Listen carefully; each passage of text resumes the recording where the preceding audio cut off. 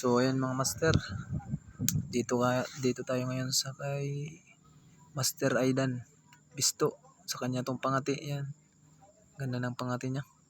Laki ng tinga niya. Kulay puti.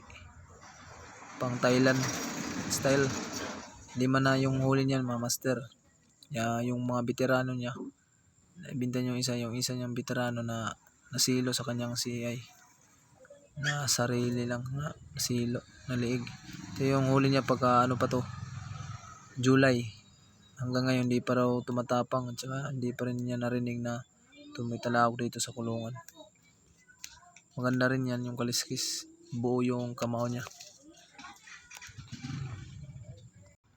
At ito master yung hihin niya. Ito yung puntoriya natin yan dito.